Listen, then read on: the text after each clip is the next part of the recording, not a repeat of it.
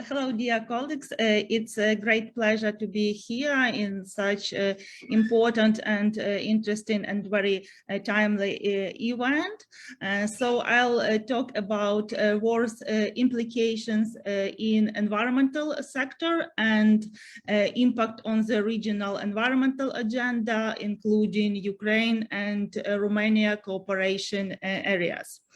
Russia's armed aggression against Ukraine destroys the lives of Ukrainians, the infrastructure of cities and villages, but war also causes enormous damage to the environment. The scale of destruction is truly significant, and it is difficult to name at least one component of the environment that were not affected. This includes air, water, soil pollution, forest destruction, nature reserve funds, and animals, chemical and radiation threats, war waste generation. It is clear that such a large scale impact on the environment is not limited to the territory of Ukraine, and it has both a cross-border and regional impact. First of all, this is a pollution of the air, rivers, and the Black Sea. Accordingly, this situation affects not only the state of the environment, but also the environmental policy itself in the region, its tools, mechanisms, and a change of focus in cooperation on environmental issues in the region. If we are talking about the entire European region, then of course I have to mention the impact of the war in Ukraine on the development and implementation of the European Green Deal in terms of environmental initiatives. The war in Ukraine affects the environmental agenda in the EU as well. It affects policies in the areas of agriculture and biodiversity, due to the food security concerns. As an example, I can mention the statement of the EU Commissioner for Agriculture regarding the need to review the goals of the farm to fork strategy from the point of view of weakening its environmental component due to the need to ensure food security.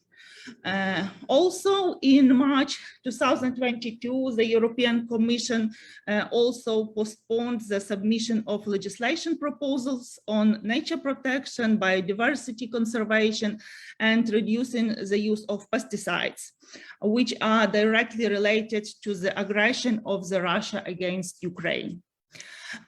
On the other hand, the European Green Deal, with its ambitious goals, tasks, strategies, can become the red lines that will try to keep the issues of security and environmental protection at least at the same level of priority, including good environmental governance principles. It is important for the regional environmental policy implementation and specifically for Ukraine because of its EU candidate status. Since Ukraine will have many new acquis communautaire in the field of environment and climate change that need to be implemented. If we talk about the joint agenda of Ukraine and Romania, in the field of environment, the following areas can be mentioned. First of all, cooperation on the Black Sea. In this context, it is necessary to take into account the pollution of the Black Sea due to the war and the damage to the ecosystems, which will require additional efforts to be restored. Among other things, the LIFE program, in which Ukraine is now a full participant, can be an important tool here. We can talk about joint projects to restore the good ecological status of the Black Sea, support protected areas, strengthen bilateral cooperation, etc. The second area I want to mention is cooperation under the ESPO Convention on Environmental Impact Assessment in a transboundary context. This issue need to be considered also in terms of security challenges, in particular the transportation of grain and other products through the Danube-Black Sea channel.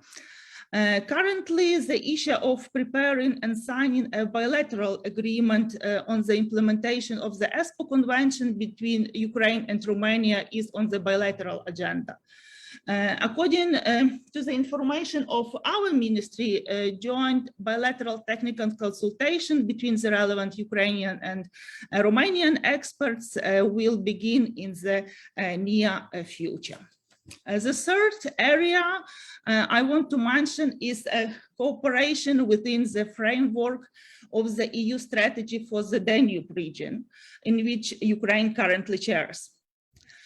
One of the important principles of this program of the presidency of Ukraine is the issue of sustainable development of the region through decarbonization, transformation of the region, which includes also development of hydrogen energy, transition to a low carbon economy, transition to environmentally friendly technologies, increasing sustainable modes of transport, and etc.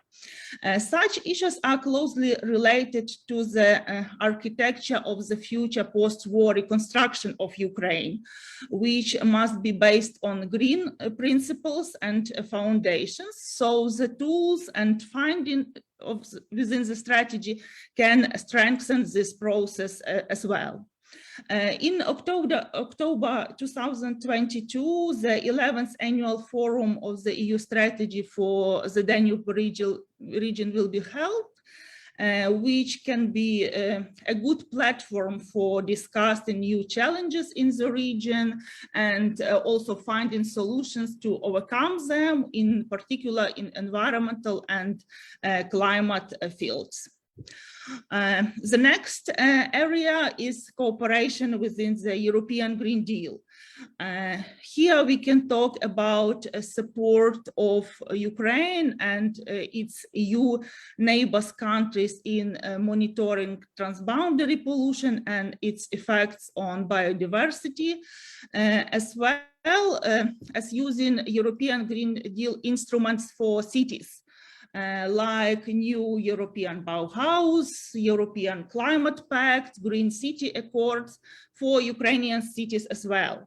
The latter will especially help in the process of rebuilding Ukrainian cities.